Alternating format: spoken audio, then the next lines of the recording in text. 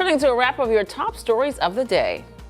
Good Monday morning. Police are still investigating an incident that happened here over the weekend at the C.W. Williams Health Center located on Wilkinson Boulevard. It was the 11th annual back to school event where toward the end of the event, shots were fired. Nobody injured, but a woman has been arrested. The police are not saying if it was in connection to this event, but folks at this event say a woman actually opened fire, shooting up in the air after a fight started between some kids, including possibly her children. And down on the roads now, live look outside from one of the busy spots this morning, I-77 at Arrowwood Road as traffic picks up on those northbound lanes. Allow yourself plenty of extra time as you head out the door. Majestic. And it is going to be an active start to the week. Rainy conditions today through Wednesday and then warming up with 90s and sunny skies by Thursday. Up next on WCNC Plus at 7, the latest on a back-to-school event that ended in gunfire, plus how the Panthers are helping kids across Charlotte, and a South Carolina gubernatorial candidate getting ready to lay out her vision.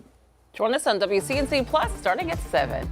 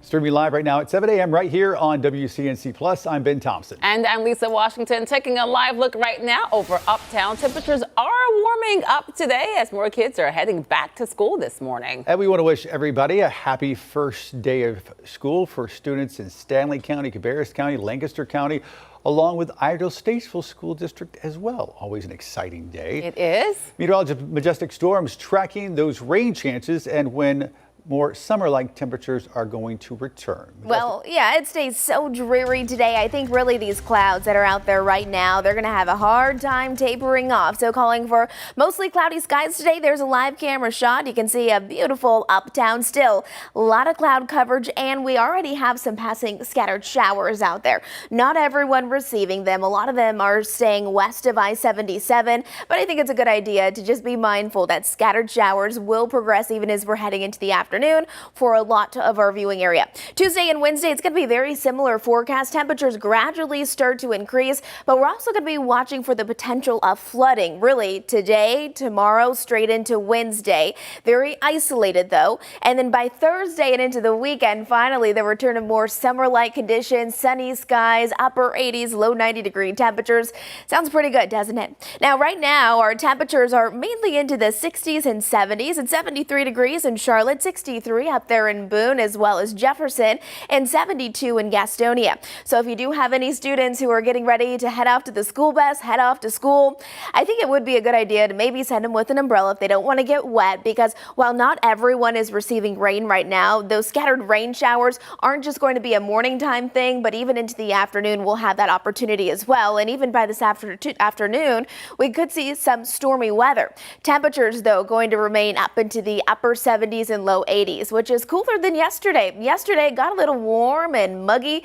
86 is where we topped off. Today we're forecasting 80 degrees for our high here in Charlotte. Satellite and radar, you can see those rain showers continuing to pull to the north. As they're doing that, notice a couple of things. Not everyone receiving rain right now, so for your morning commute right around the Charlotte metro area, doesn't look too bad. Most of that activity, especially the heavier rain showers, are west of I-77 from areas like Shelby, Hickory, and then up towards our mountain locations. Be ready for that today as well.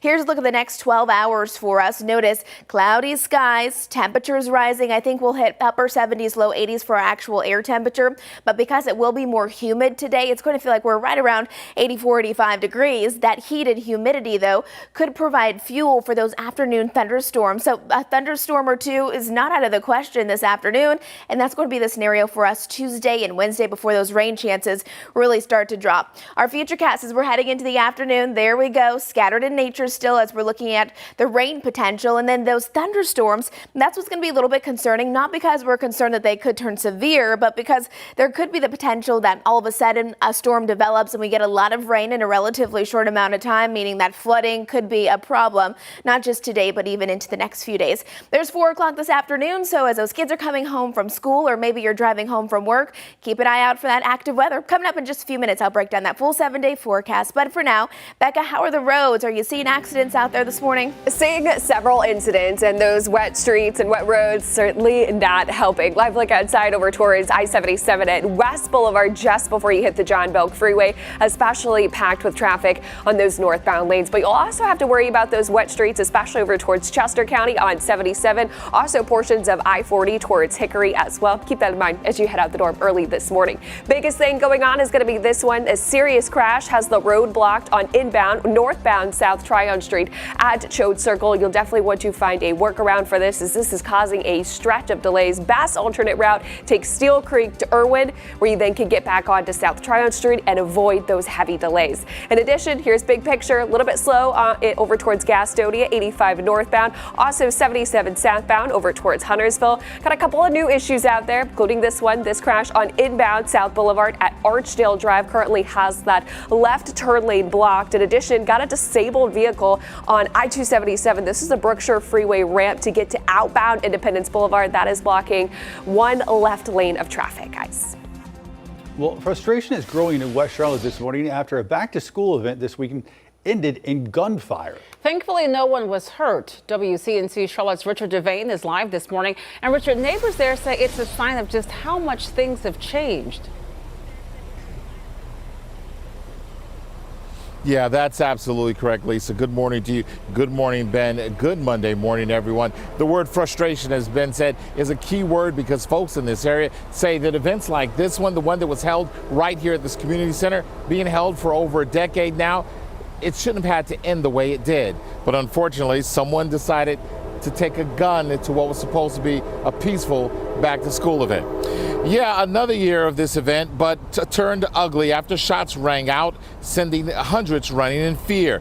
This all happening Saturday at the 11th annual C.W. Williams Community Health Center here on Wilkinson Boulevard. Thousands came to the back to school event throughout the day. We even had Congresswoman Alma Adams out there dancing. It was an event that offered health care services, school supplies, and immunizations to hundreds of children and parents. The event organizers say an argument started as the fair was winding down. Then a woman believed to be the mother of one of those who were involved, pulled out a gun and started firing. No injuries reported. Organizers and community leaders expressed relief that the day ended peacefully, or safely, I should say, with no one getting injured. But people say this is a frustrating sign of the times that some people have to deal with almost every day. Also, the emotional toll it has on the most innocent of people.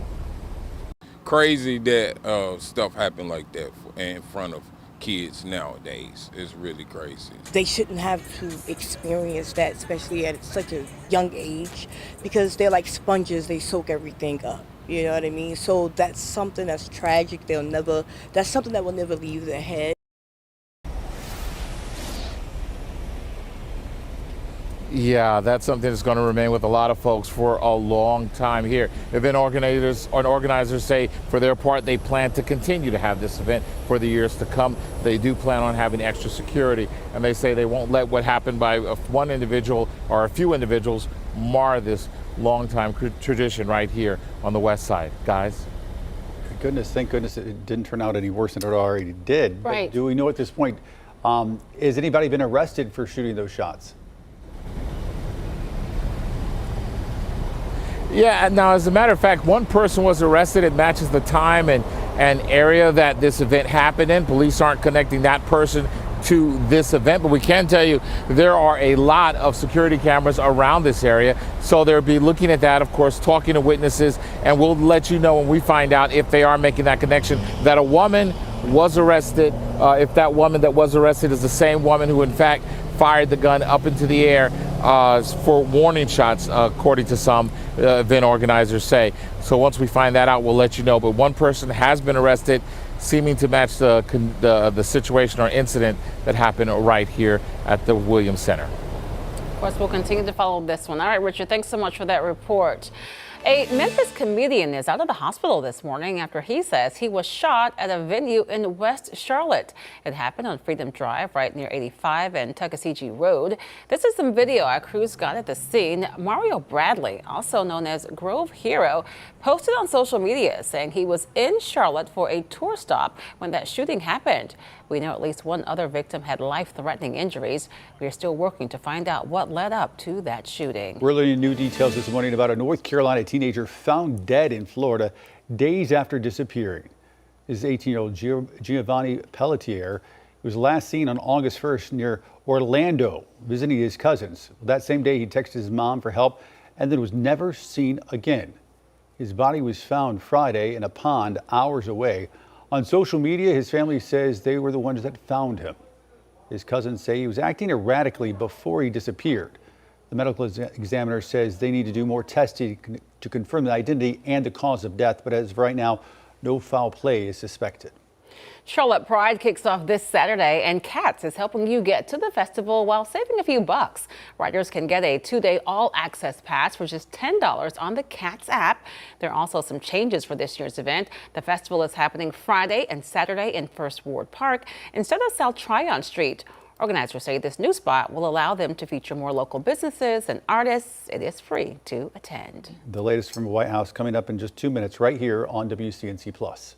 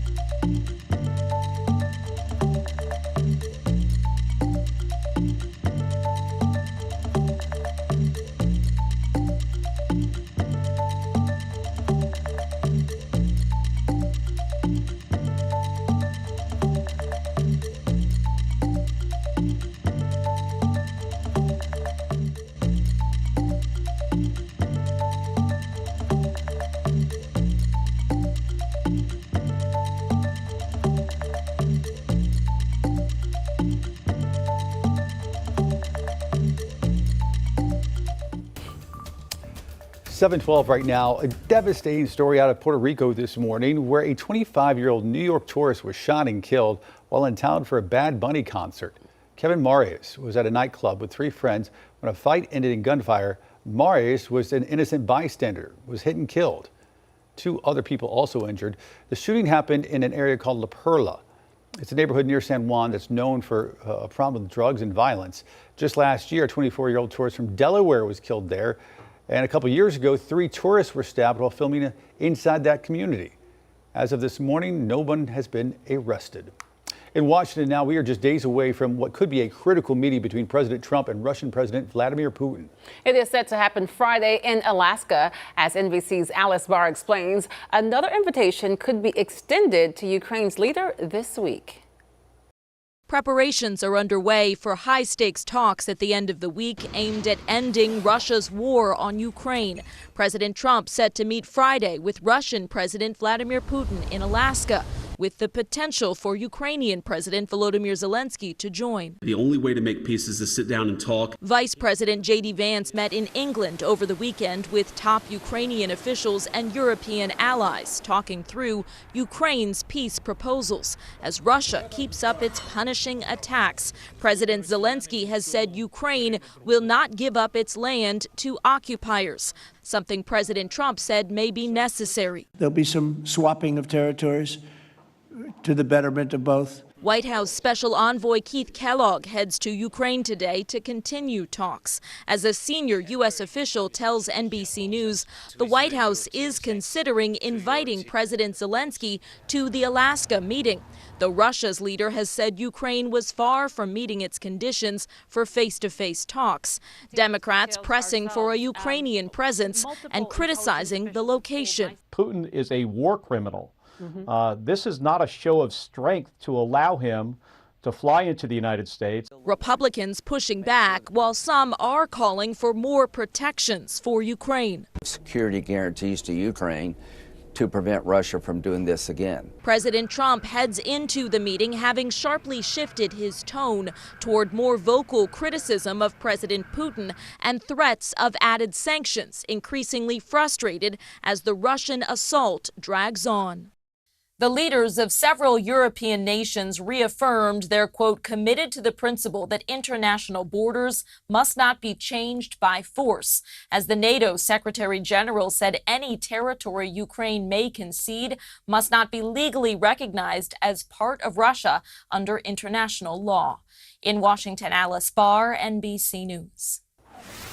7:15 now, with just over 2 hours until the stock market opens. This is a live look right now at the U.S. futures. You can see that things are trending higher right now in the green. Of course, it comes ahead of new inflation data expected to be released later this week.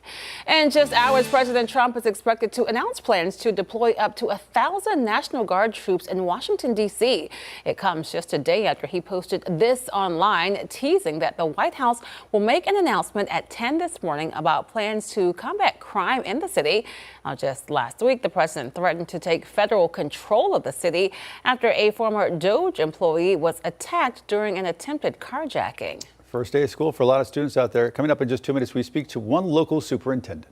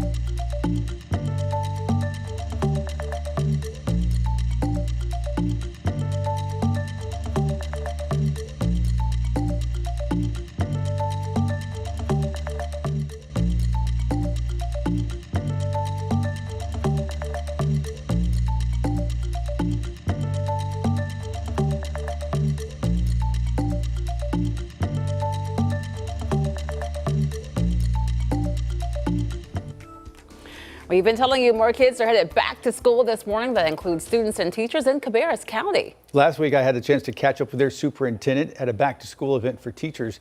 Dr. Kopicki tells me his district is mostly staffed at this point, but he's still pushing state lawmakers to up teacher pay so all districts can recruit and retain more teachers. We also need the money to pay our teachers appropriately. Our teachers are not paid what they should be paid. Our salaries are among the lowest in the country, and we really need our legislators to take a hard look at the teacher salaries across this state and to put more into the teacher salary pot. You all add 12% here, I believe, in Cabarrus County. Is that a supplement on top of what the state pays? Yes, it is. How is teacher recruitment going for you guys as a school district? Right now, we're probably staffed better than we have been since post-COVID, since 5 years ago. But we still have some shortfalls in some areas. EC is a tough area, some math and science areas are tough areas to fill. But again, I harken back to you have to put some of the incentives out there to make teachers get into the profession, and it does start with the salary. So we do need people to take a hard look at our salary and say, how can we make that better for our teachers? You talk to some of these superintendents over the last, and you hear some common themes, about teacher pay, about AI, that sort of thing. And we talked about all those things, building projects in the works, AI, you name it. We talked about that. We're going to have that full interview coming up at 9 a.m. on our live Impact News right here on WCNC Plus. Well, if you were dropping your kids off at pre-K this morning, here is some good news. A new study shows it can boost more than just your child's learning. It can also be good for you. Researchers say parents whose kids are in a free extended hours pre-K program earn about $5,400 more per year. And that pay gap lasts for about 6 years. Experts say the extra child care hours help parents work full time and avoid career gaps. That is true, because if you send these kids to school early, then you can actually go out. I always say, live the part of you that's still a mom, but still you can go work and enjoy life. You can do both, yeah. Yep. Still juggling, though. All right, let's go ahead and get a check of the forecast right now on this Monday. You know what? We did see some sun over the weekend. Yes, we did. We did. We would like to see more of it, though. I'm working on it, Ben. I can only do so much. I mean, we're not doing so good so far. Look at this live camera shots. You can see how overcast it is for our Monday morning. You might need a little extra coffee today. We have cloudy skies and even a little bit of fog that has started to build. Not only that, but we also have passing rain showers and thunderstorms in the forecast today. And as far as those thunderstorms go, I think it'll really be later on in the afternoon as that heat and humidity starts to increase. Another live camera shot, just mainly overcast as we're looking at uptown. Scattered showers are already out there this morning. Not everyone receiving them, though. And then we'll be watching for the potential for some flooding, not just today, but all the way through Wednesday. It'll be very isolated, but we do have that low end risk. From Thursday and into the weekend, that's when we can start to look forward to a little bit of sunshine plus warmer temperatures. Right now, temperatures aren't too bad if you're somebody who likes to wake up and you like to go for a walk or a run. Now, most of us, especially right along I-70 and east of it, I-77 there, we are dry right now, but west of it, that's where a lot of the rain is continuing to fall down. Or maybe you're taking the kids off to the school bus or sending them off to school today. Mainly cloudy skies, comfortable temperatures, but those passing rain showers, it's not just a morning thing, but even into the afternoon, we will have that possibility of seeing some active weather again. Now, this is how it starts out this week. 70s and low 80s for our forecasted highs, and then we'll start to warm up. By Wednesday, we'll be back into the mid to upper 80s. Thursday, low 90-degree temperatures, and I think the weather forecast starts to take a turn for the good as we're looking towards Thursday and Friday. So an active start to the week, and then by the end of our work week, and thankfully straight into the weekend, it seems like those rain chances will really go down and those temperatures will slowly go back up. Satellite and radar this morning across the Carolinas, you can see all the cloud coverage out there, not just the clouds, but we're continuing to see some rain showers. Here's our Doppler radar right now as we pause time. You can see I-77 again, mainly way west of that. That's where the bulk of the rain currently is, from Shelby to Hickory. That's where you could even see a little bit of wet roadways, but even some ponding across those roads where we do have some brief heavy downpours right now. We'll be watching for flooding Monday, Tuesday, and Wednesday. It's a low end risk. I don't think we'll have to worry about flash flooding, but if you live in a flood prone area, it's going to be one of those forecasts where all of a sudden we could see heavy downpours that could make for a rapid rise in rivers, streams, creeks, that type of thing, but it's going to again be very isolated. Scattered showers showers. Here's about noon. Their afternoon forecast, lunchtime forecast, still mainly cloudy skies. Some rain showers going to be possible. And this is also when that heat and humidity starts to increase, and that's actually some fuel for the potential of some storms. So keep a mindful eye out for that as we're heading into the later half of the day. Otherwise, we have a couple more days of active weather, Becca, before finally sunny skies return. But how are the roads this morning? Are they concerning for anyone who's heading out? Yeah, definitely packed with traffic, especially as lots of counties head back to school, including Iredell. This is a live look outside, mainly over towards the northern Mecklenburg County area. This is I-77 over towards Gilead Road. A little bit slow on those southbound lanes, but no incidents or accidents right now on 77. Same trend goes over towards York County. Live view from 77 at Gold Hill Road. Just a little bit slow on those northbound lanes as drivers head inbound into Mecklenburg County. Do want to watch out for some wet roads, especially over towards the northern half of 77 over towards Iredell County. Also portions of I-40 towards Hickory as well. May want to allow yourself a little bit of extra time as you head outdoors this morning. Drive times, Matthews to Uptown, 22 minutes. Salisbury, 46. Waxhaw, 39. And Belmont, about 24 minutes. Want to start with the good news. This crash that was blocking the road at inbound South Tryon Street at Choate Circle has cleared. Won't have to worry about that on your morning commute, but got several other incidents out there. Want to take you over to this one over towards Chester County, over towards Fort Lawn, Lancaster Highway at River Road. Minor delays with that crash. A little bit closer in the greater Charlotte area. Here are the newest incidents. Inbound South Boulevard at Archdale Drive currently has that left lane blocked. And then we still have this disabled vehicle on the Brookshire Freeway ramp to outbound Independence Boulevard. You can see that left lane currently blocked there. Also, in addition, we've got an object in the road on Morning Drive. This is between Corona Street and Farmer Street. This is in a neighborhood area, not causing any big delays. In addition, got this construction happening today on LaSalle Street. This is going to be a full closure between Beatty's Ford and Custer Street starting 8 this morning. Will continue through about 4 p.m. This is going to be a daily closure all the way through about August 29th, guys. All right, Becca, thanks so much. A reminder that with the help of the Charlotte area Hyundai dealers, we are looking for our next hometown hero. This time we are recognizing your everyday hero. Perhaps you know them, someone who goes above and beyond to make your community a better place. That is. If you do, head to WCNC.com/hometown hero between now and August 17th to nominate that person. Now get this, if they win, they'll receive a brand new 2025 Hyundai Santa Fe. Well, we're going to take a quick break right now, but make sure you keep it right here on WCNC Plus. We're going to have another update on weather and traffic, as well as the day's top headlines.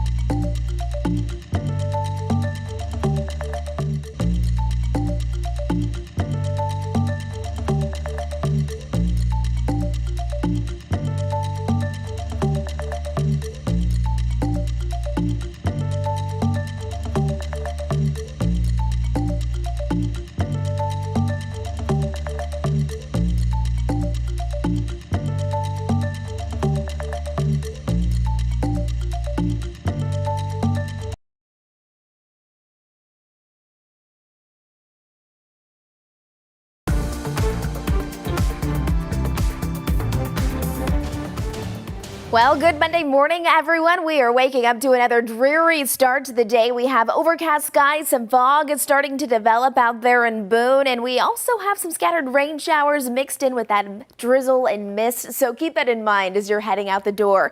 Here's our satellite and radar right now. Really, we're seeing that rain just continuing to spread across the Carolinas. It's not going to be widespread. Not everyone will see the rain, but I do think we're already starting to see some pockets of heavier rain, especially west of I-77. So make sure you're taking it easy across those area roadways, and this is going to be the general trend as we're heading throughout the rest of the day today.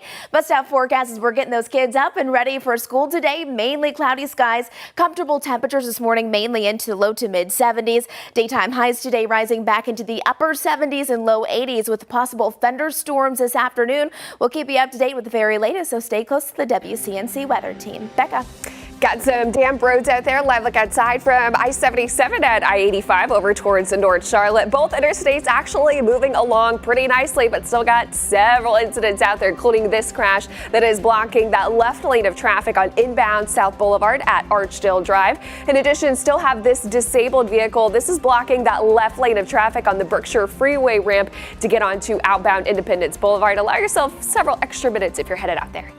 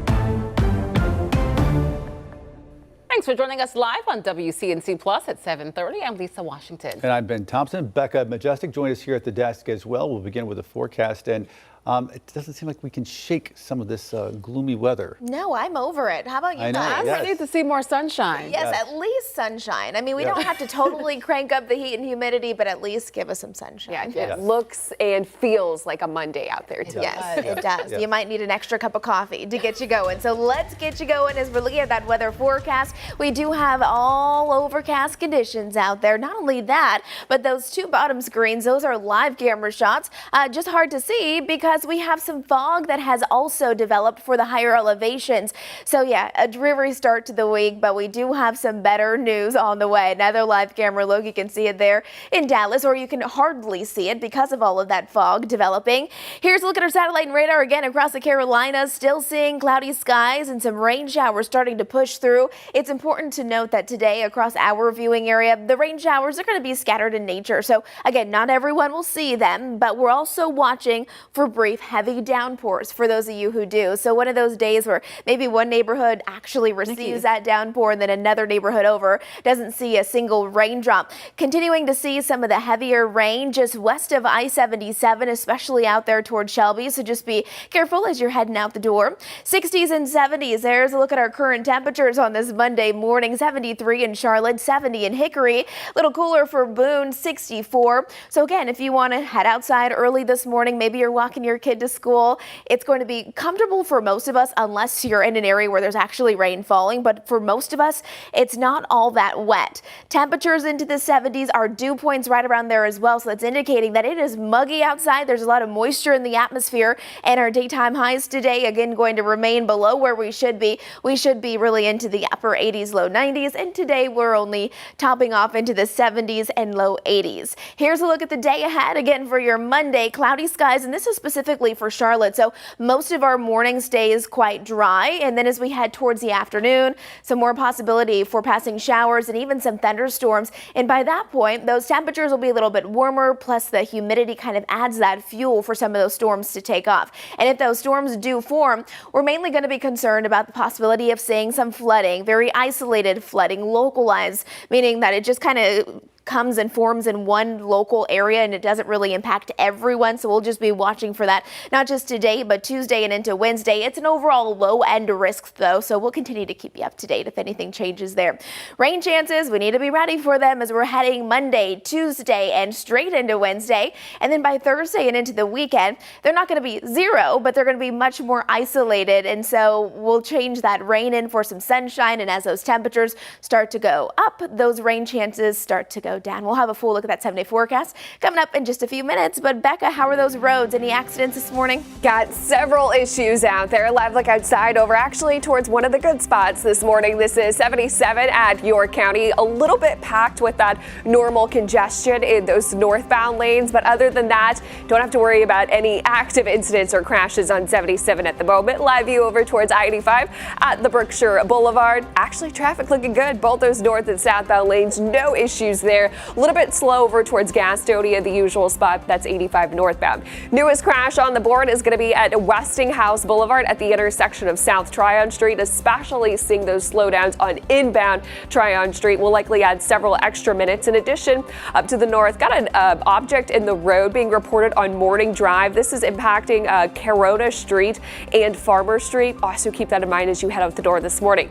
Still have that active crash inbound South Boulevard at Archdale Drive, blocking that left turn lane, and still have that disabled vehicle blocking the left lane of traffic at Brookshire Freeway ramp to outbound Independence Boulevard, causing a stretch of delays there. Guys. Becca, thank you. 7:34 now. Happening today, South Carolina Congresswoman Nancy Mace is hitting the campaign trail exactly 1 week after announcing her run for governor. Tonight, neighbors in Rock Hill will have the chance to hear her speak. WCNC Charlotte's Destiny Richards now live there in Rock Hill this morning. And Destiny, this is her first big public event since that announcement. Yeah, we're here in the downtown area at Hoppin Rock Hill. They're closed right now, but this is where Congresswoman Nancy Mace is expected to hold her town hall tonight. Again, yes, it is one of the first big public events and the first she's hosting in our region since announcing her run for governor. Now, Mace made her campaign announcement last week, first on social media, then during a formal launch at the Citadel, the military college where she graduated. Mace is a former state lawmaker and has represented South Carolina's 1st congressional district in Washington since 2021. Now she's joining an already crowded Republican primary field, including Attorney General Alan Wilson, Lieutenant Governor Pamela Evette, U.S. Representative Ralph Norman, and State Representative Josh Kimbrell. In that announcement on August 4th, Mace said South Carolina deserves a governor who will put the people first and bring more transparency to Columbia.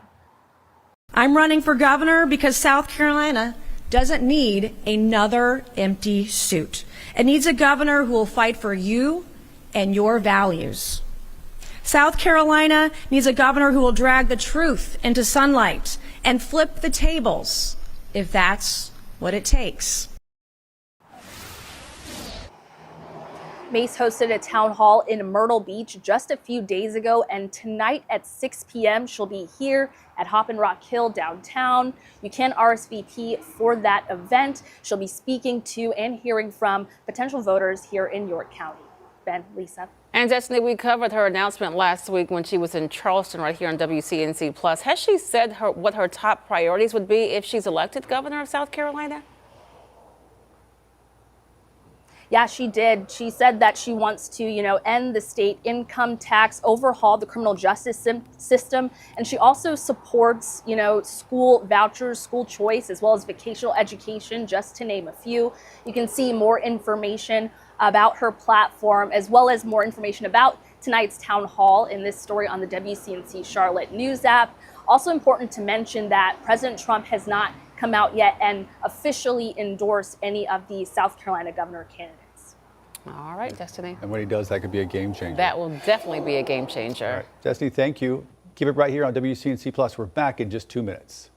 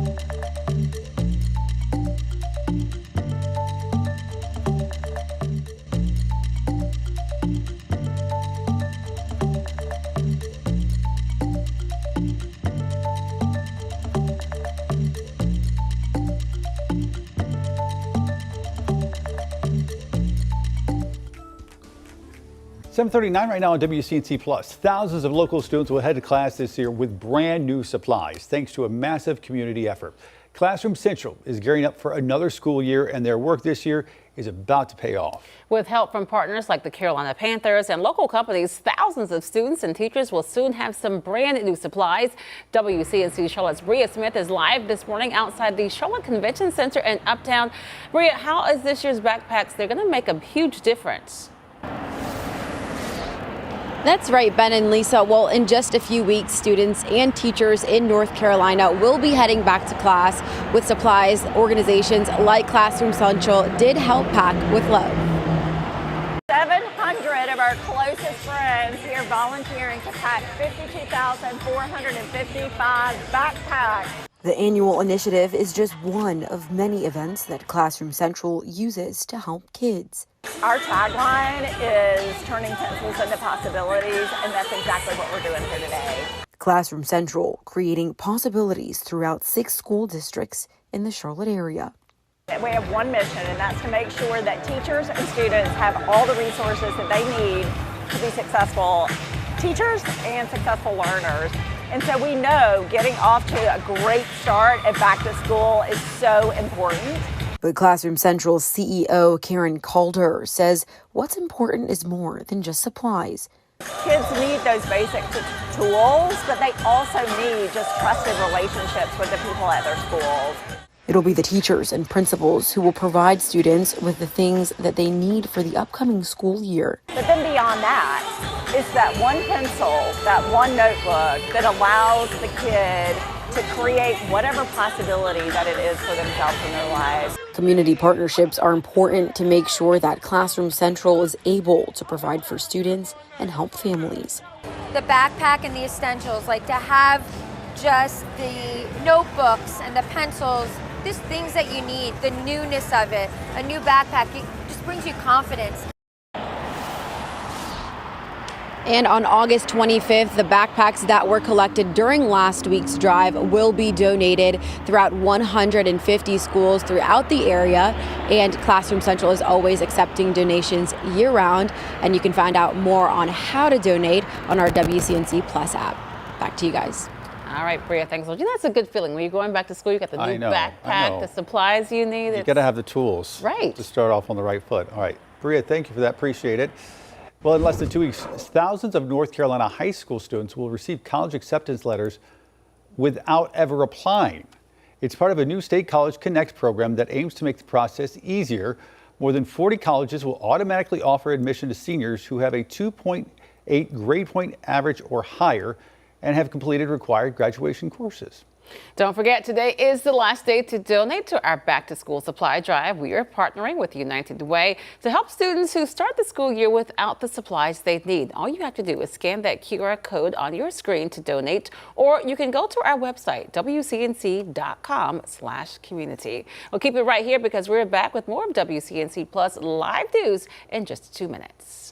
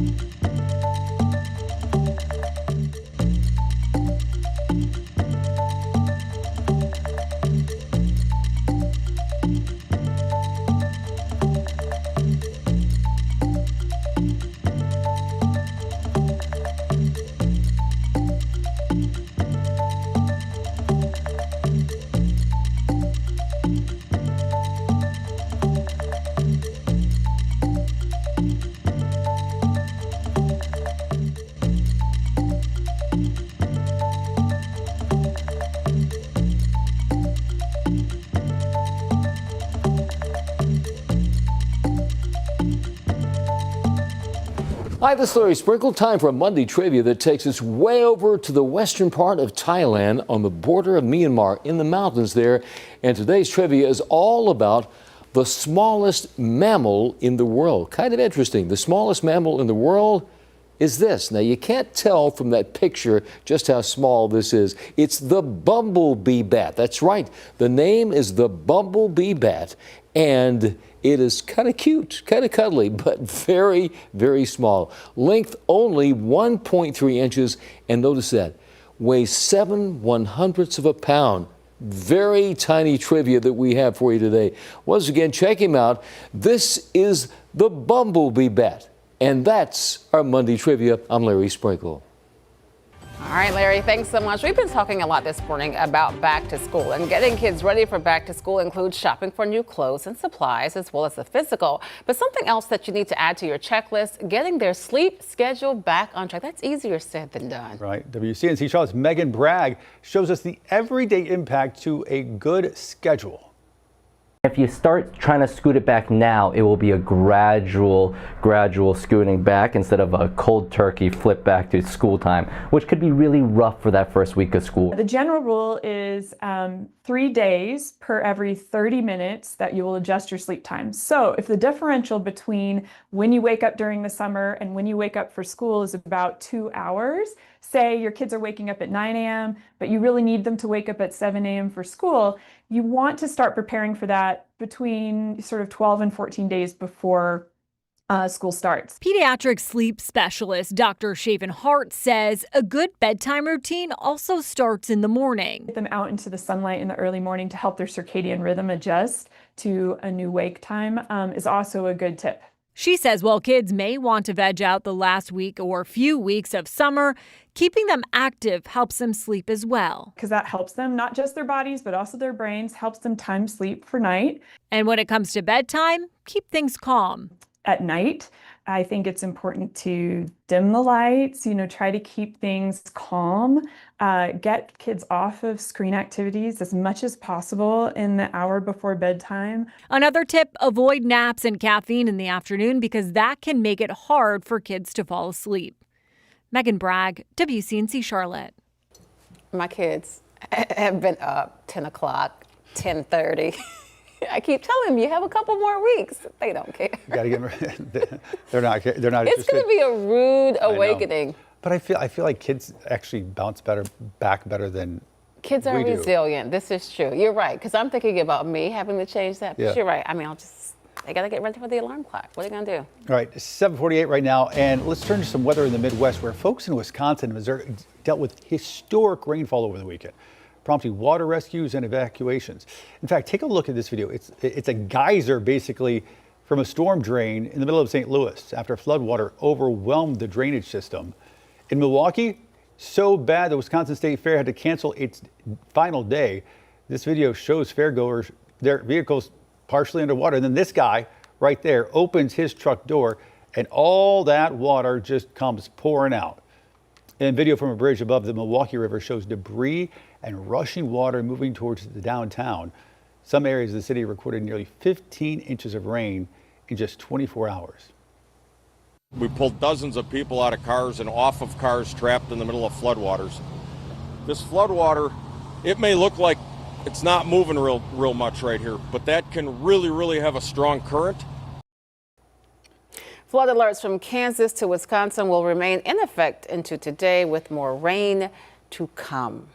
I mean, we certainly saw some flooding here last week, but nothing to the degree of that. No, that video of that guy with all the water in his car, and then he opens up the door and the water's just flowing out. That is wild.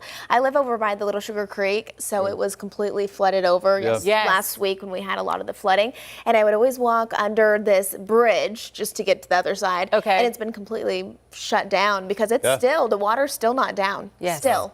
And it's not going to be helpful over the next few days because we will have opportunities for more passing showers and even the opportunity for some more localized flooding Monday, Tuesday, and Wednesday. So not necessarily flash flooding like what we saw last week, but we could see some flooding where all of a sudden we kind of just get a lot of rain in a relatively short amount of time. So we'll be watching that low end risk though each and every day. So at least that is some good news for us here across the Carolinas. few things to let you know about, though, as you are heading out the door, starting your Monday morning. It is dreary out there. We're watching a warm front lift, so that's going to pull in a lot of cloud coverage for us. Then ultimately by this afternoon, it could trigger some storms, and some of those storms may produce some brief heavy downpours. You can see as we switch it over to Doppler radar, you can see most of that activity is still west of I-77 at this point. Still some light showers for other locations, but really my eyes are on this area right there where we're seeing that yellow and orange. That's where the rain's going to be coming down a bit more intensely. So if you're out there towards Shelby, good morning to you. Hickory, all of this is continuing to spread north, and this is going to impact our mountain counties as well. So be mindful of that. This is a live camera shot. This is coming in from App State, so out there in Boone. You can tell how overcast it is. That fog is also starting to develop, minimizing our actual visibility. So if you do have places to be, just be ready for changing road conditions, because at times it could be just fine. Other times you can hardly see a thing because of how dense that fog is. And then we're also watching for more scattered shower potential. This is what we need to be ready for as we're heading into the next few hours. So we're really going to be watching this front lifts. As it does so, could trigger those afternoon and evening thunderstorms. And I don't think any of those storms will really become severe, but if some of those storms do pull in that intensity and they get a little bit stronger, again, we could see those heavy downpours that could lead to some localized flooding today. And then as we're heading into Tuesday, another opportunity for more rain showers right across our area. And it's going to be kind of like clockwork over the next 3 days as those temperatures slowly start to rise, getting a little bit warmer each day. And then really as we're heading through Wednesday, more cloud coverage. This is early in the morning with some more wet weather on the way. So overall, it's going to be a wet start to our new work week, and then ultimately by Thursday, high pressure starts to build back through, and that's going to deliver some nice weather. This is about how much rainfall radar's picking up on, estimating over the next 3 days, so it's kind of all over the place. Some of those higher totals, though, seem to be just southwest of Charlotte, about 1 to 3 inches over the next 3 days. You can see it there. As we're looking at our 10-day forecast, though, it's just going to be really quite active Monday, Tuesday, and Wednesday, and it doesn't mean it's going to be raining each and every day nonstop, but we do have a good opportunity to receive more rain through the middle of our work week, and then by Thursday and straight into the weekend, those rain chances, they'll go down, and then our temperatures will start to gradually rise up. Now, another part of our forecast is that it's going to get muggy again. You may have noticed it yesterday. I know I did. And today, especially as the rain starts passing through again, it's going to increase our dew points, so really increasing how much moisture is in the air. We're back to muggy when we have our dew points into the 70s. That just means that it is feeling very sticky out there today and into tomorrow. Here's a look at those temperatures. Let's take a look at them out there in the mountains, 60s and 70s. Today, 78 degrees in Lenore and Morganton. Cloudy skies, a good day to cozy on up on the couch, maybe read a book if you have the day off. 80 degrees out there in Concord, 80 for Monroe, and 80 for Chesterfield. So that's what we're looking at for now. Coming up in just a few minutes, we'll talk more about the potential rain that we're looking at over the next 3 days, but there's a quick peek at that 7-day forecast. Becca, any active accidents right now? Got several. In fact, have about 8 active incidents and crashes across the greater Charlotte area, and it's a little bit slow moving out there on the interstates as well, but no accidents or interstates, at least on the major highways and interstates. That's what we got going for us on this early Monday morning. Live look outside from 77 at the Berkshire Freeway. Traffic moving along nicely. Here are all the active incidents we have across the greater Charlotte area, including this one. This is impacting Westinghouse Boulevard at South Tryon Street, especially those slowdowns on those northbound lanes. In addition, got a crash, new crash being reported on westbound Harris Boulevard at Johnson Alumnan Way, and also another crash on westbound Harris Boulevard, before you hit Lawyers Road, that is blocking the right-hand lane there. In addition, still have this incident, crash inbound South Boulevard at Archdale Drive, blocking that left lane, and then this disabled vehicle, Berkshire Freeway ramp to get onto outbound Independence Boulevard, that is blocking the left lane there. That is causing a massive stretch of delays and a little bit of a nightmare situation as you head out early on this Monday morning. A stretch of delays about 1 mile, so keep that in mind. In addition, we do have this construction happening on LaSalle Street. This is between Beatty's Ford and Custer Street. That's going to be a full closure starting 8 this morning, continuing until about 4 p.m. this afternoon. This is going to be a daily closure through August 29th. All right, 7:54 right now as we take a live picture right now over Uptown.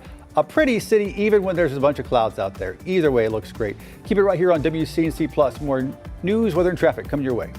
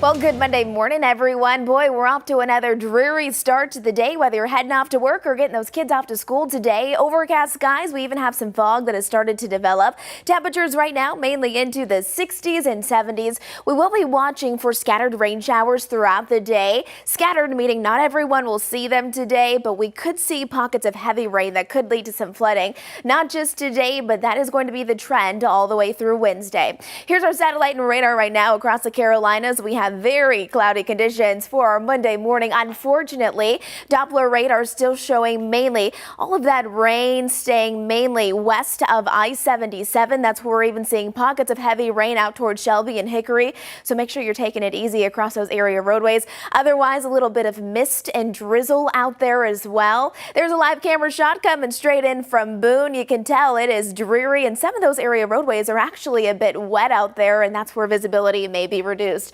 Dallas, good morning to you. Overcast conditions. We will have active weather through Wednesday. Becca, how are the roads? A little bit slow out there, live like outside from I-77 at Westinghouse Boulevard. Those northbound lanes, of course, a little bit more packed with traffic as drivers make their way over towards uptown Charlotte. Got a couple of crashes out there that I want to let you know of, including this one, westbound Harris Boulevard at Johnson Alumni Way. In addition, westbound Harris Boulevard before Lawyers Road, blocking one lane of traffic.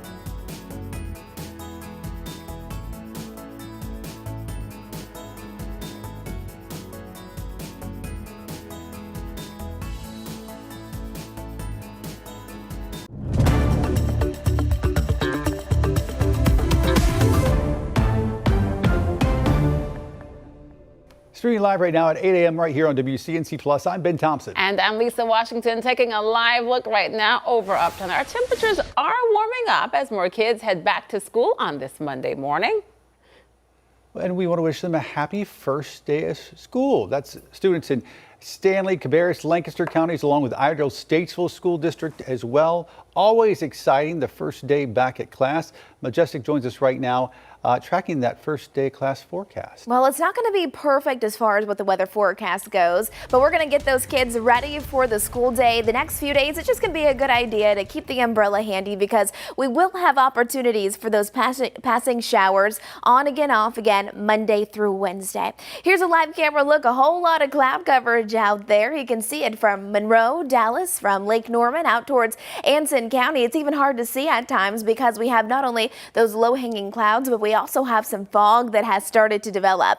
Here's our satellite and radar. You can see all the cloud coverage really just spreading across the Carolinas as a warm front starts to lift. That's also bringing in some passing rain showers. And then by this afternoon, I think we could even see some isolated thunderstorms at times. We'll get to that, but this is our Doppler radar right now where we are seeing that rain that is falling. Most of the heavy rain still west of I-77. You can see even pockets of heavy rain that's coming down. Localized flooding, we'll be watching for that today. And if you don't have those actual raindrops out there, there's a good chance that you may encounter some mist or some drizzle at times throughout your morning time. So there's still a lot that we're watching for. Temperatures right now are mainly into the 60s and 70s, 71 degrees in Hickory. If you are waking up with us here in Charlotte, it's 74 degrees, 64 in Boone. And you may have noticed that humidity starting to build back in. I noticed it yesterday and today, much the same. It is a muggy start to the day with our dew points into the 60s and 70s, indicating there's a lot of moisture in the air. And that's going to be the case not just for the first part of the week, but even into the later half of the week. Kids heading back to school today, here's the deal. Scattered showers this morning. We're seeing it on radar right now. Temperatures holding steady into the 70s, mainly cloudy skies. I really don't think we'll see a lot of sunshine, perhaps some sun breaks here and there late in the afternoon, early in the evening, but then those thunderstorms could start to fire up later on, right around dinner time or so, because of that added heat and humidity kind of aiding and acting as fuel. There's a look at those daytime highs today, mainly into the 70s and 80s. Remember, we should be into the upper 80s for this time of the year, so below average. And you can see in Charlotte today, mainly cloudy skies with rainy conditions ahead. Now, coming up in just a few minutes, I'll be back here detailing out the timing more in depth of when we could see those passing showers and storms today, plus a full breakdown of that 7-day forecast. Becca.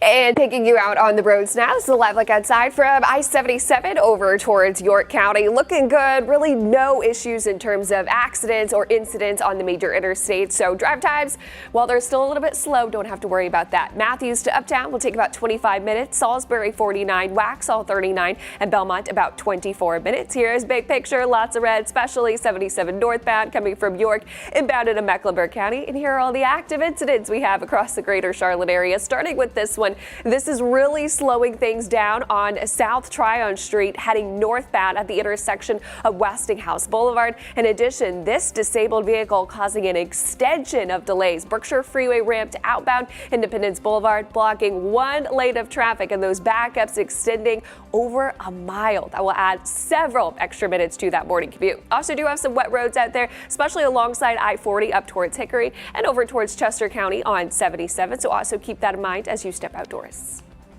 Well, frustration is growing in West Charlotte this morning after a back-to-school event this weekend ended in gunfire. Thankfully, no one was hurt. WCNC Charlotte's Richard Devane is live this morning. And Richard, we know the neighbors there say this is just a sign of how much things have changed.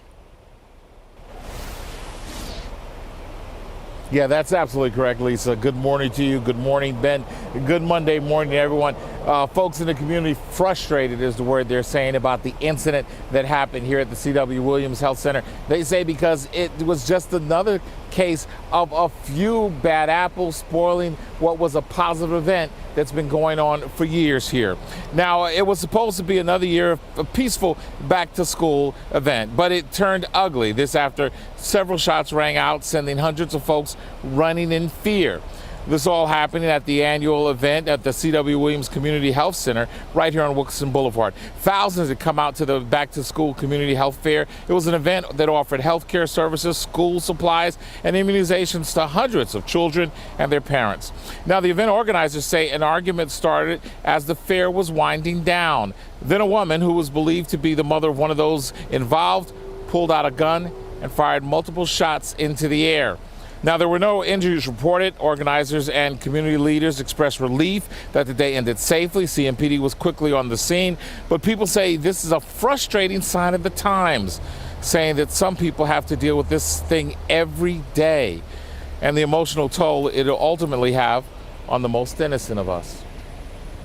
Crazy that stuff happened like that in front of kids nowadays. Is really crazy. They shouldn't have to experience that, especially at such a young age, because they're like sponges. They soak everything up. You know what I mean? So that's something that's tragic. That's something that will never leave their head.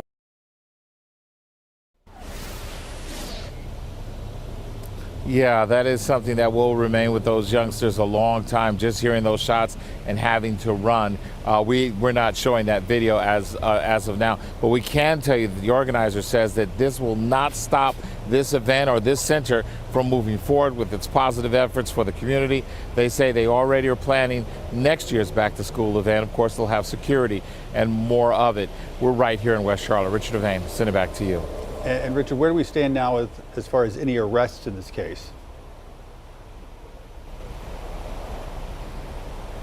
Yeah, it's important to know that one person was arrested. It was a woman. Police haven't connected her with this, saying that that's the woman who fired the shots. But we can tell you that a woman was arrested, matching the same time frame, location. But also, people are saying that it was a woman, a mother, who fired the shots in the air. So once we tie those two together, we'll give it to you. Police are saying that they're looking at surveillance video of the incident. There's surveillance cameras all around this center, and they say they're looking at that, continuing to investigate, asking people questions. And once we get more information, of course, we'll release it both here and all of our platforms. All right, Richard Devane reporting live for us. Richard, thanks, sir. 8:07 now. A Memphis comedian is out of the hospital this morning after he says he was shot at a venue in West Charlotte. It happened on Freedom Drive, right near 85 and Tuckasegee Road.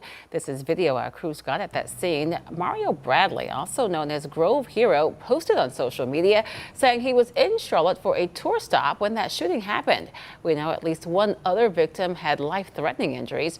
We are still working to find out what led up to that shooting. We're learning new details this morning about a North Carolina teenager found dead in Florida days after disappearing. Take a look. This is 18-year-old Giovanni Pelletier. He was last seen on August 1st near Orlando while visiting his cousins. But that same day, he texted his mom for help and then never seen again.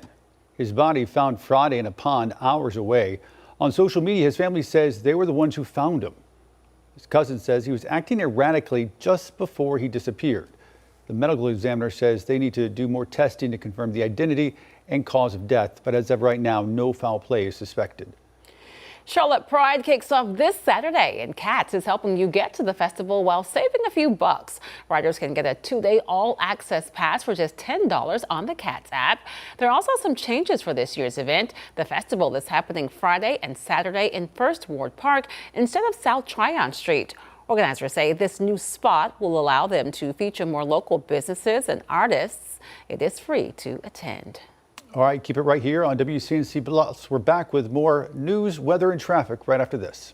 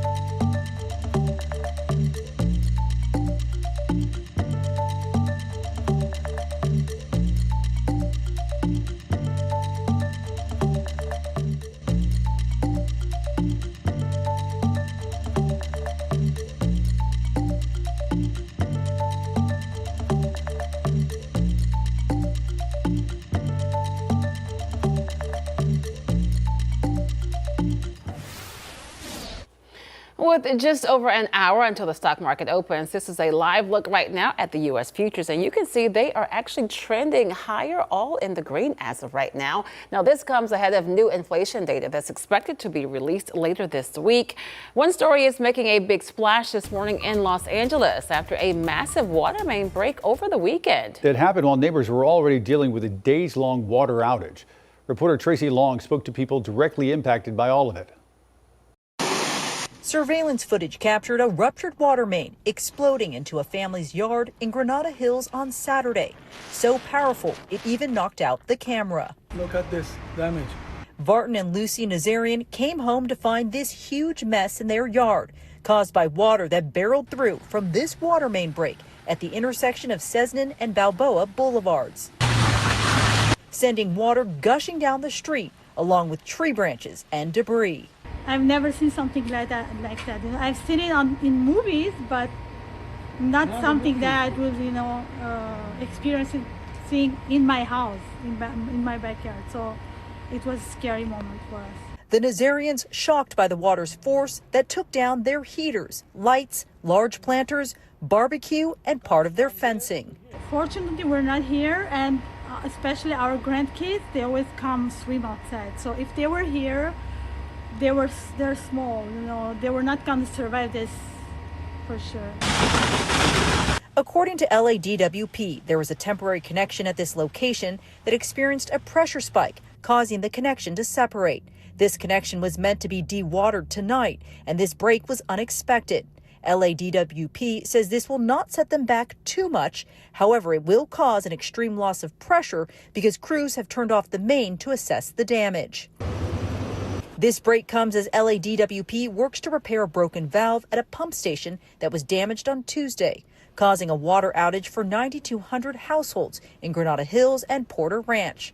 Officials estimate it's impacting about 31,000 people. On Saturday, LA Mayor Karen Bass held a press conference addressing the ongoing work to get it restored, urging people to conserve their use of tap water until it's fixed. But we are very concerned that if people continue to use the water that is coming out of their faucets today, it is going to delay the ability of the DWP to get the line back and restored and for your use of water to be back to normal. LADWP says crews are working 24 hours a day to get water flowing again, but it's a very tedious and complex process. Until then, the Nazarian family is worried about the possibility of another water main break that could do even more damage. I don't feel safe because I'm not sure if another one is going to happen again. That's one of them also, my concern. Tracy Long reporting for us there. 8:14 right now on WCNC Plus, and just a devastating story out of Puerto Rico this morning, where a 25-year-old New York tourist was shot and killed while in town for a Bad Bunny concert. Kevin Mares was at a nightclub with 3 friends when a fight ended in gunfire. He was an innocent bystander and was hit and killed. 2 other people were also injured. The shooting happened in an area called La Perla. It's a neighborhood near San Juan that's known for drug and violence. Just last year, a 24-year-old tourist from Delaware was killed there. And in 2023, 3 tourists were stabbed while filming inside the community. As of this morning, nobody's been arrested. In just hours, President Trump expected to announce plans to deploy up to 1,000 National Guard troops in Washington, D.C. It comes just a day after he posted this online, teasing that the White House will make an announcement at 10 this morning about plans to combat crime in the city. Just last week, he threatened to take federal control of the city after a former DOJ employee was attacked during an attempted carjacking. Keep it right here. We are back in just 2 minutes.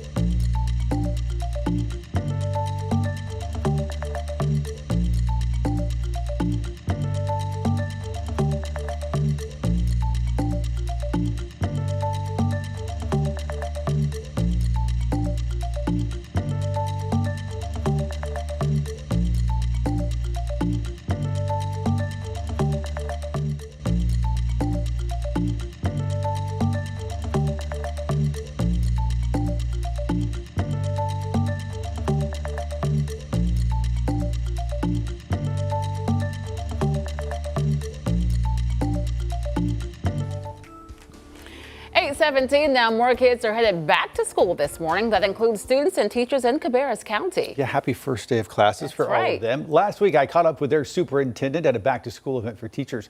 Dr. Kopicki tells me the district is mostly staffed, but he is still pushing state lawmakers to up teacher pay so all districts can recruit and retain more teachers. We also need the money to pay our teachers appropriately. Our teachers are not paid what they should be paid. Our salaries are among the lowest in the country, and we really need our legislators to take a hard look at the teacher salaries across the state and to put more into the teacher salary pot. You all add 12% here, I believe, in Cabarrus County. Is that a supplement on top of what the state pays? Yes, it is. How is teacher recruitment going for you guys as a school district? Right now, we're probably staffed better than we have been since post-COVID, since 5 years ago. But we still have some shortfalls in some areas. EC is a tough area. Some math and science areas are tough areas to fill.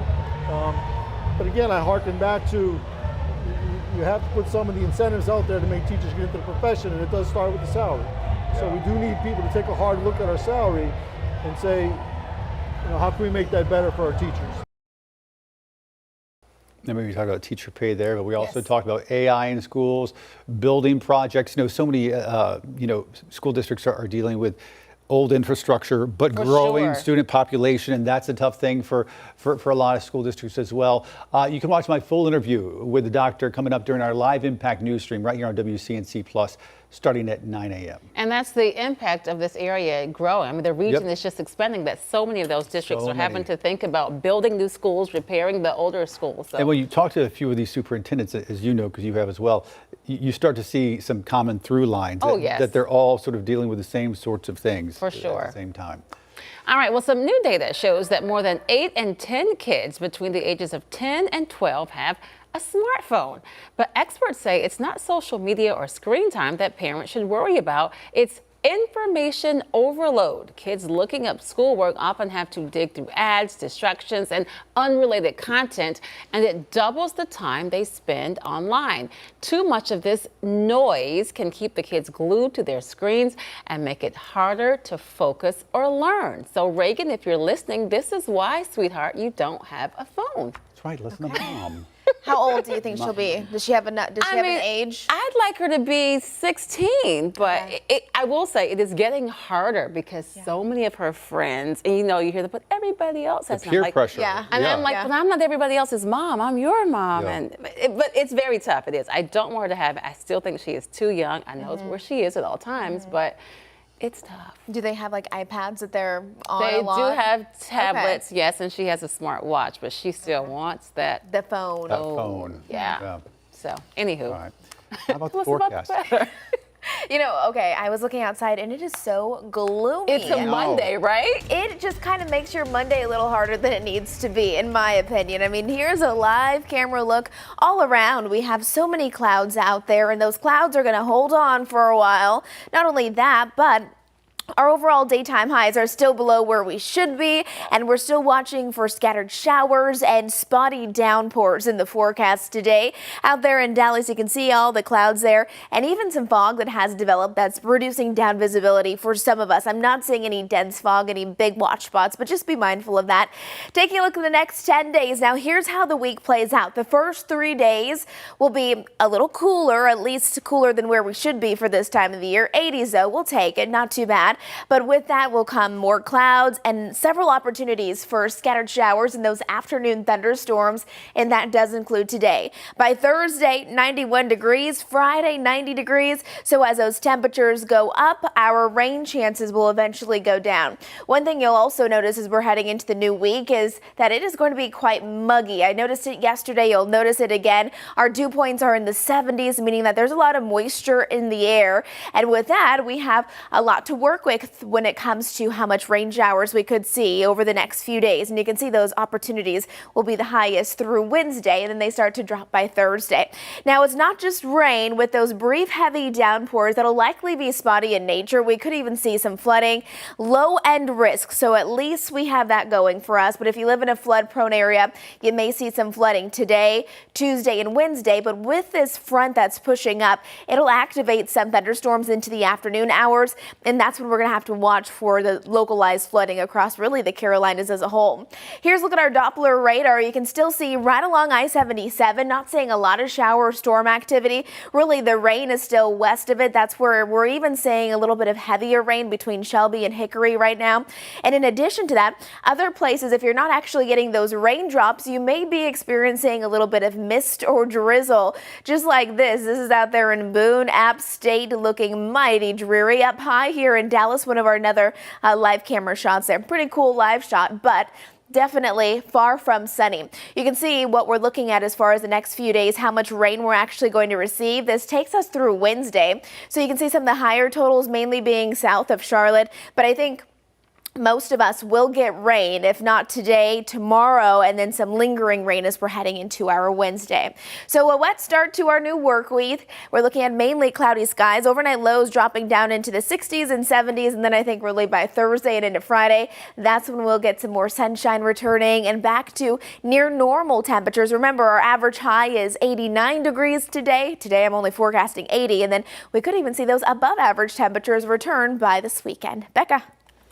And taking you out on the roads now, this is a live view over towards Huntersville, I-77 at Samford Road. Looking good over there, over towards the Huntersville area, but still slow moving out there. Got about 10 active incidents across the greater Charlotte area, including this one, newest one on the board. This is going to be on Bullock Greenway Boulevard at Tolson Avenue. Still seeing some green though, indicating this may add 1 extra minute to that morning commute. Looking also at this crash, northbound Remount Road at Wilkinson Boulevard. Does appear that was a fender bender. Currently 2 lanes of traffic are blocked off. In addition, still got this disabled vehicle causing some headaches on Brookshire Freeway ramp to get onto outbound Independence Boulevard. You can see that stretch of delays still extending well over a mile. Do not want to sit in that traffic. Also want to let you know of construction that is going to be closing LaSalle Street, both directions between Beatty's Ford and Custer. This is going to close starting 8 this morning and will continue through about 4 o'clock. This is going to be a daily closure continuing all the way through about August 29th, guys.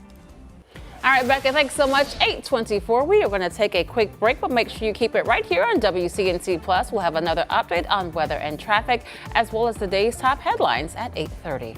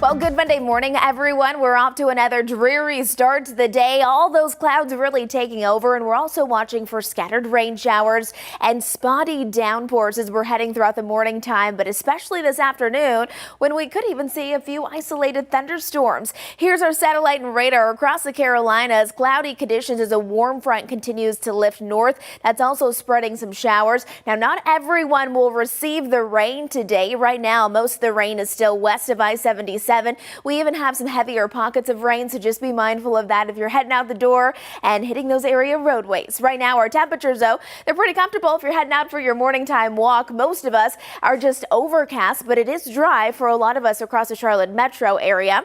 74 there, 70 for our friends out in Hickory, only 64 degrees right now in Boone, so a cooler start to the week.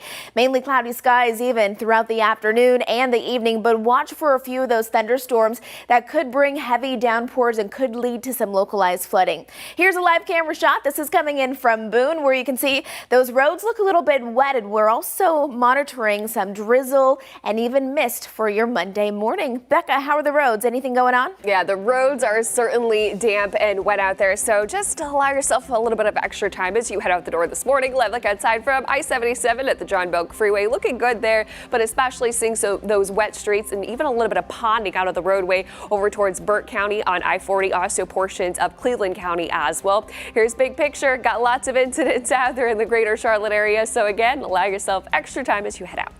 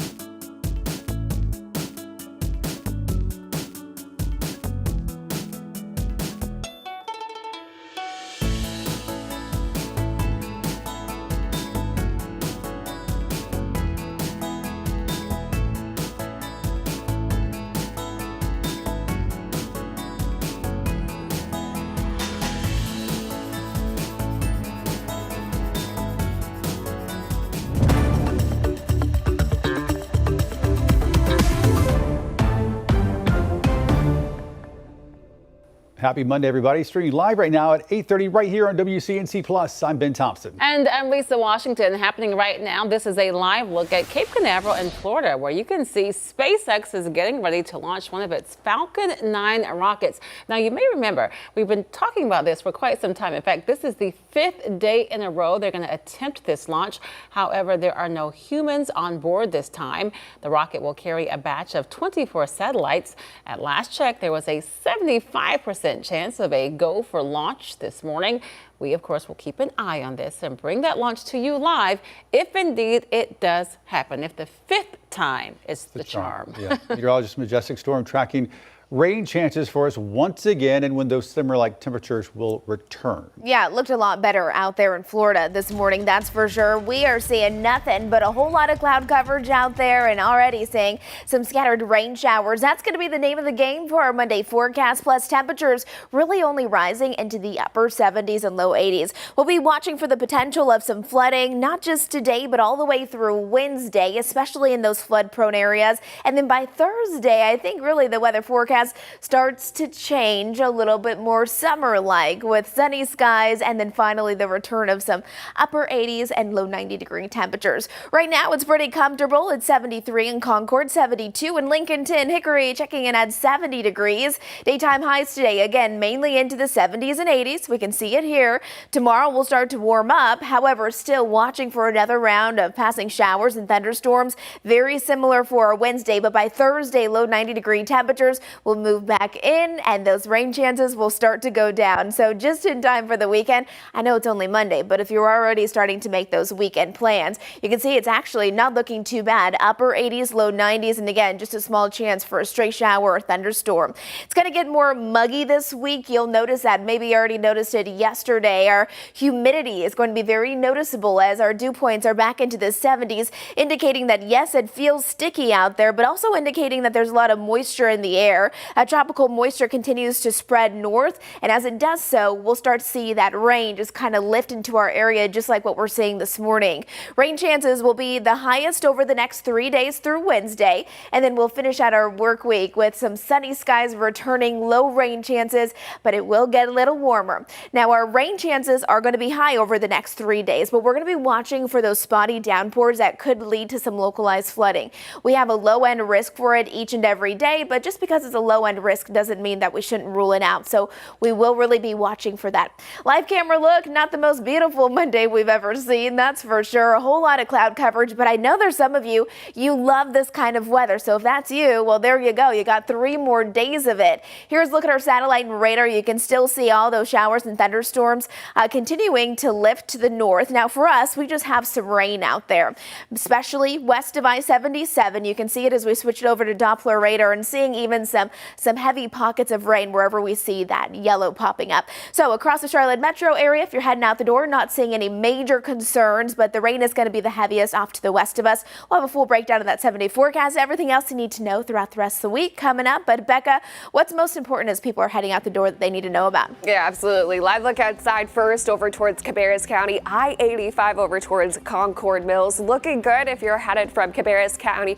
inbound into Mecklenburg on 85. In fact, drive times really haven't budged much. Matthews to Uptown still about 23 minutes, Salisbury 49, Waxhaw 39, and Belmont about 24 minutes. Still lots of incidents and issues out there, including this one. This crash on northbound Remount Road at Wilkinson Boulevard is blocking 2 of those right-hand lanes there. In addition, have this new disabled vehicle on inbound Monroe Road at Timber Springs Drive. Do have an emergency vehicle blocking that right-hand lane. Also do have some good news. That disabled vehicle has cleared, at least to the shoulder. This was on Brookshire Freeway ramp to outbound Independence Boulevard. That being said, the damage that's already been done. We've got a stretch of delays still extending about 1.5 miles. This is still going to be an area that you'll want to avoid. 8:34 right now. Happening right now, a live look at Cape Canaveral in Florida, where SpaceX is getting ready to launch some satellites aboard the Falcon 9 rocket. All right, let's listen in because we're getting close to time for the launch. 30 seconds.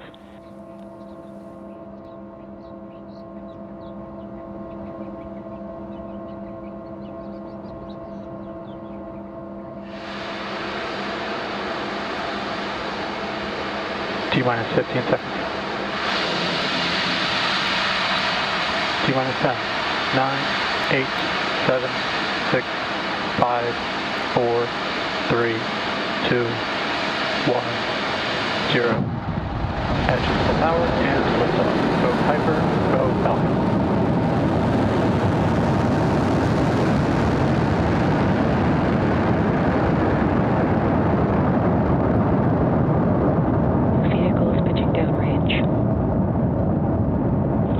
Propulsion is nominal.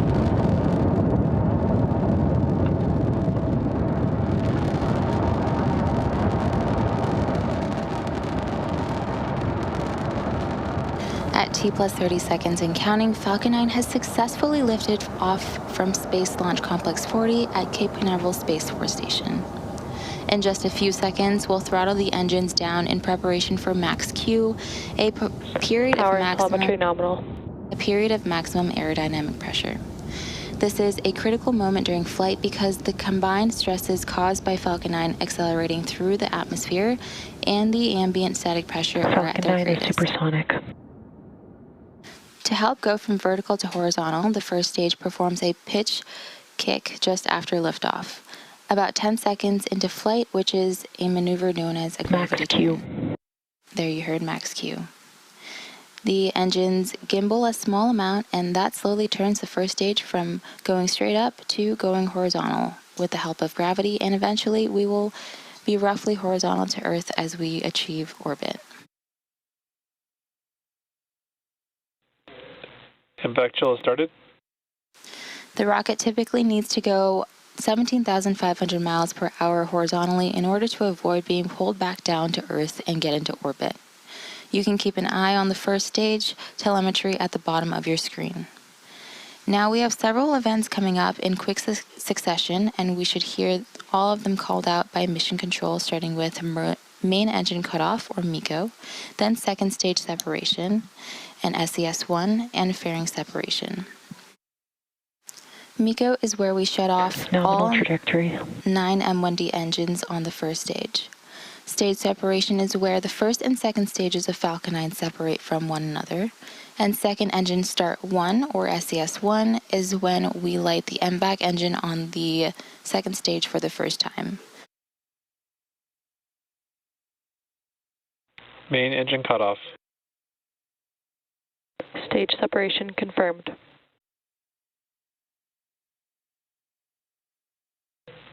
And back ignition.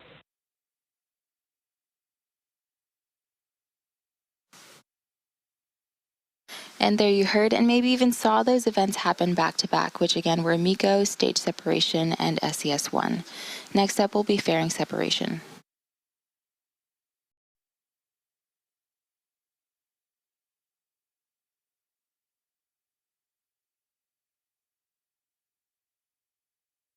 There's a cool shot. You can see the separation of the stages.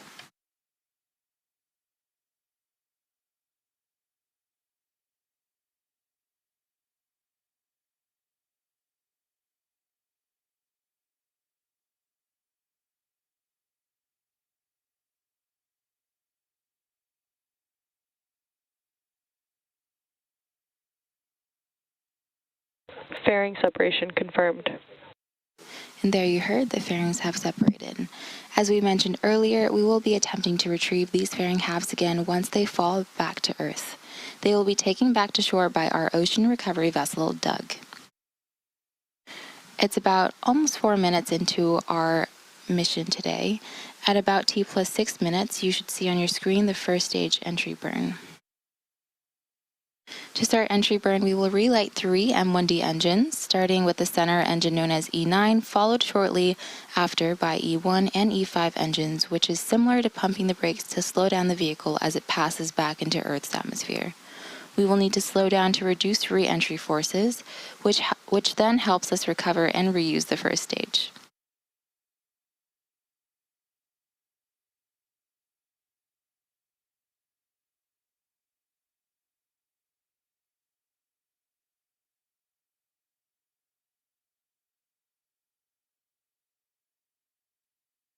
As you can see on your screen, the second stage is still picking up speed and heading to its destined orbit.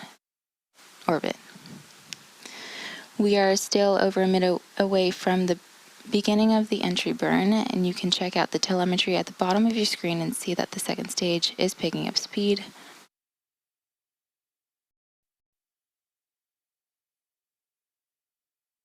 We are about 40 seconds away from the beginning of the entry burn. If you like, you can check out the telemetry at the bottom of your screen where you can watch the graphics light up as the engines do.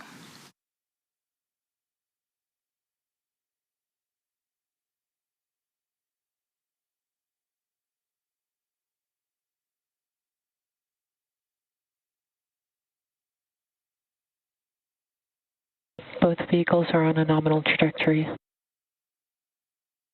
In about 10 seconds, we'll hear that entry burn.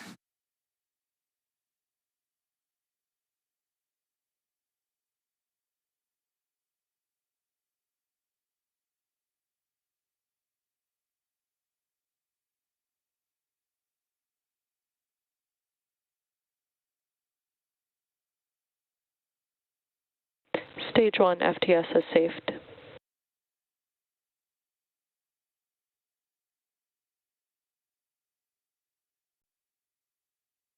Stage 1 entry burn startup. And there's the call out for the entry burn startup on Falcon 9's first stage. This burn is set to last about 25 seconds and again is slowing down the vehicle in preparation for its final burn and landing.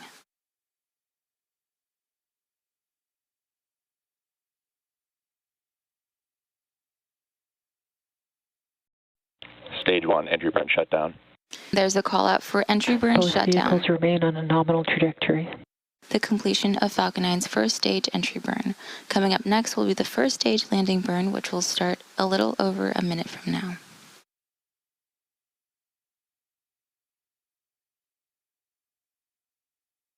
Stage 2 FTS has safed.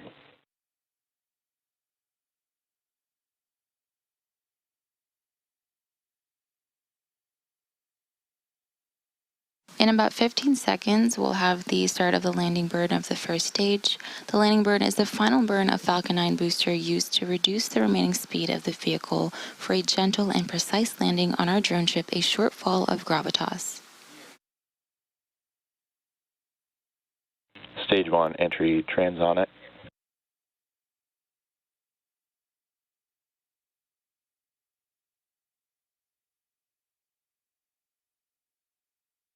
A very cool view of the first stage entering back into Earth's atmosphere.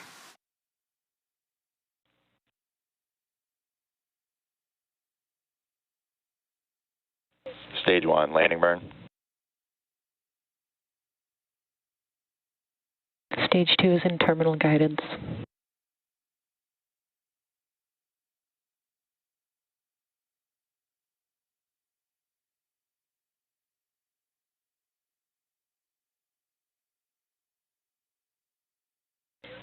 Stage 1 landing like deploy.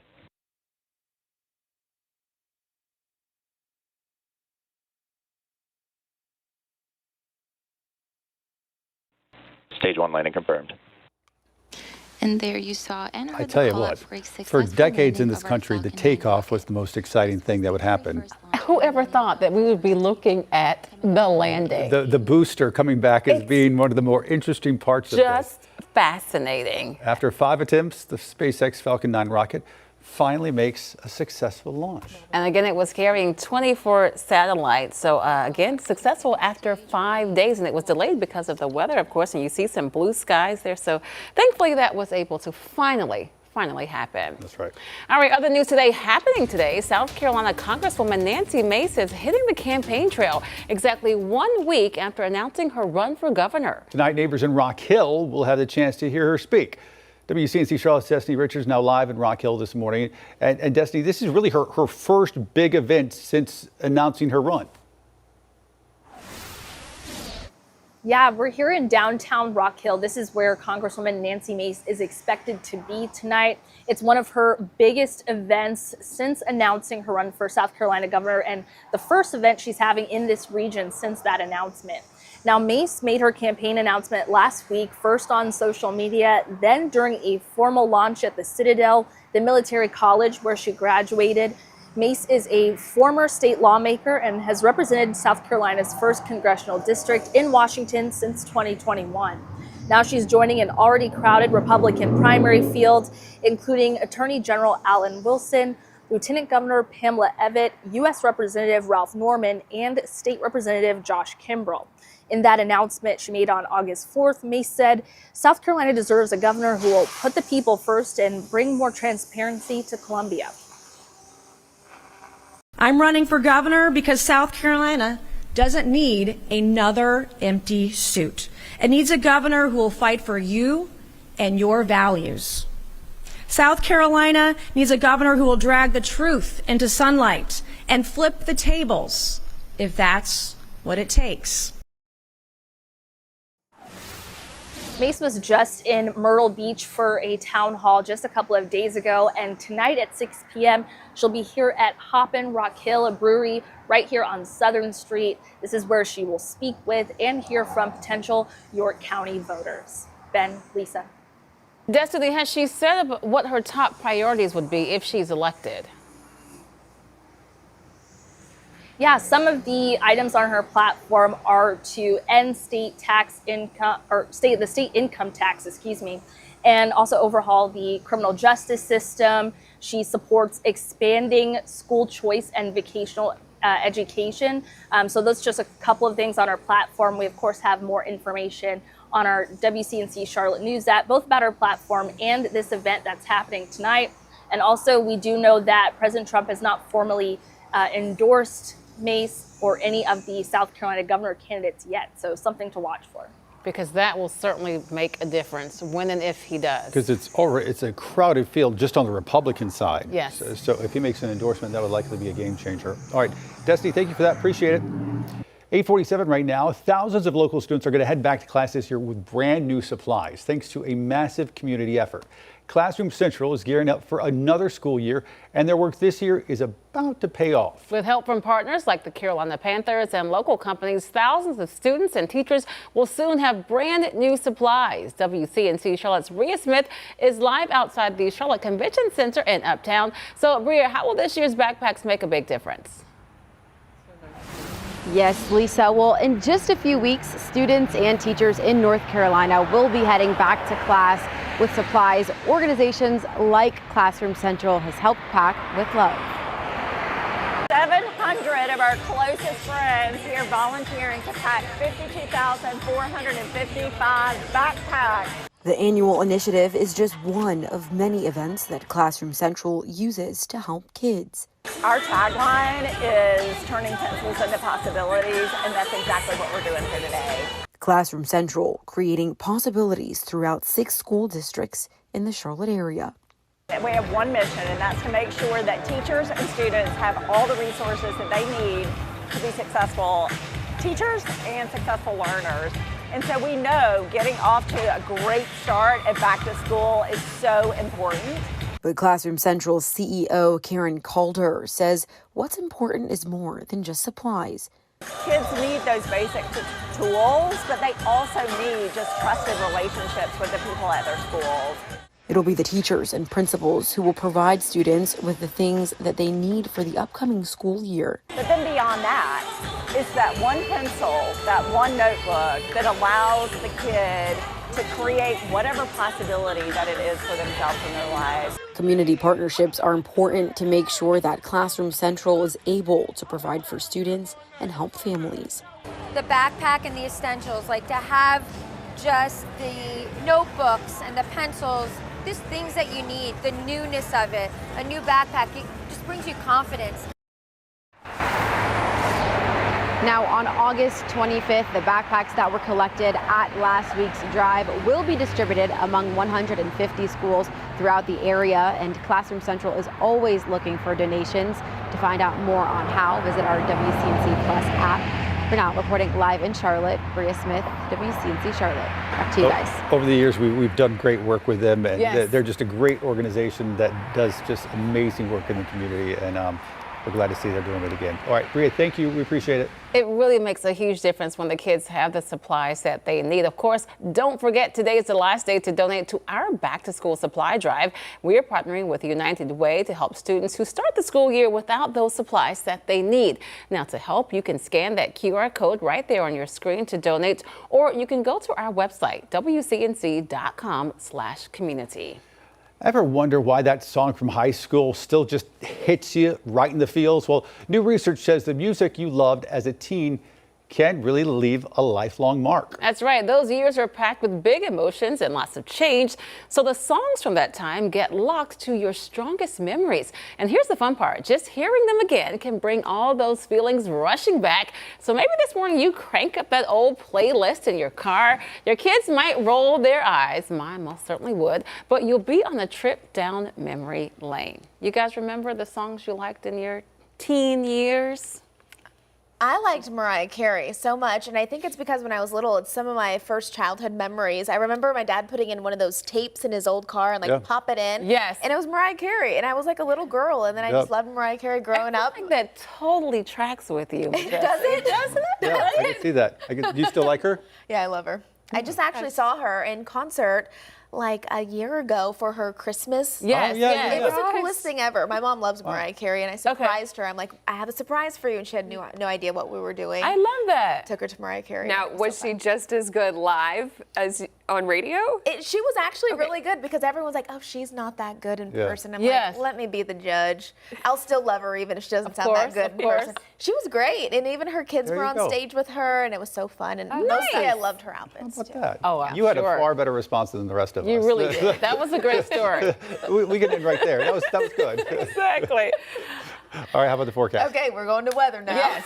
Well, I never went to see Tupac and the Notorious B.I.G. in concert, so I saw. Okay. Keep going, Majestic. All right, let's go. Well, hey, if you're heading out the door anytime soon, it is cloudy, very overcast. Temperatures are into the 70s. Now, many of us, we are actually pretty dry. It looks like it's going to rain, but not a lot of us are actually experiencing the rain in your neighborhood. Now, some of you, mainly west of I-77, you are, and you could even experience a little bit of drizzle or mist even throughout the uptown area. 74 degrees right now, overcast conditions, and this is what you can expect today. Daytime highs rising into the lower end of the 80s, mainly cloudy skies, feeling a little warmer than that because today is going to be muggy. Afternoon showers and thunderstorms is what you should be prepared for, and within some of those thunderstorms, we could see brief heavy downpour, so flooding is going to be a concern all the way through Wednesday, and then by Thursday and straight into the weekend, conditions start to really improve. Here's our current satellite and radar, still seeing all those clouds out there. A warm front continuing to lift, and that is pulling in that moisture. You can see it again mainly west of I-77, starting to see even pockets of heavier rain that may slow you down for your morning commute out there towards Shelby, Morganton, Lenoir, tracking north as it continues to spread across our mountain counties up towards Boone. It's heading to you next. So that's where the rain is kind of contained right now, but even into the afternoon, everyone be ready for the possibility of a pop-up shower or even a thunderstorm. And as far as the potential for any flooding goes, it's a low-end risk Monday, Tuesday, and Wednesday, but the risk is still there. So we'll be watching that for you and be mindful of this, especially if you live in a flood-prone area. It's going to be kind of one of those weird forecasts over the next few days where one neighborhood could get hit with a lot of rain while the next neighborhood over hardly even sees a raindrop. Here's 4 o'clock in the afternoon as those kids are coming home from school, or maybe you're driving home from work. That's when a few of those pop-up storms are likely across our area. Quiet into the overnight hours, then waking up Tuesday.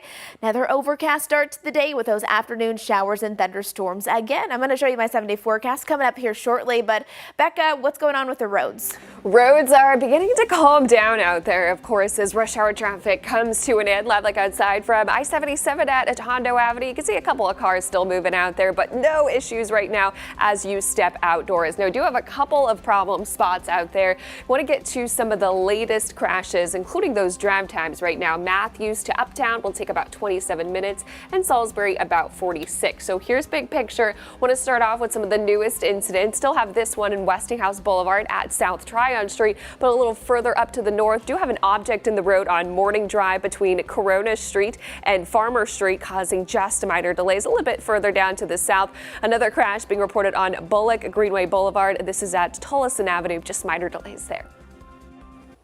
All right, Becca, thanks so much. So we are going to take a quick break, but keep it right here on WCNC Plus. We're going to have another update on weather and traffic over on the broadcast side. But of course, we'll have the day's top headlines streaming at 9 o'clock. That's when our own Jane Monreal takes over from our live Impact News studio. She's going to have all of the breaking events as they happen right here in our area and across the nation, only here on WCNC Plus. Make it a wonderful Monday.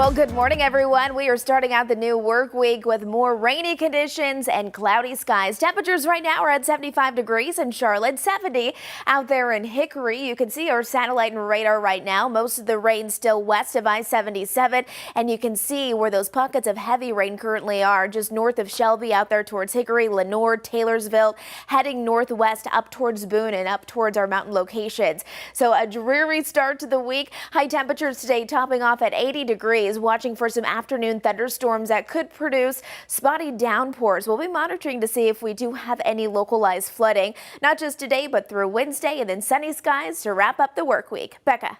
Traffic only continuing to improve out there. Live look outside from I-77 at WT Harris Boulevard. Looking good. No issues out there in both those north and southbound lanes, but do still have a couple of leftover crashes, including this one. This is going to be an object in the road on Morning Drive between Carolina Street and Farmer Street. Just a few minor delays, but this new crash causing an extensive stretch of delays inbound Independence Boulevard at Eastway Drive, blocking that left-hand lane.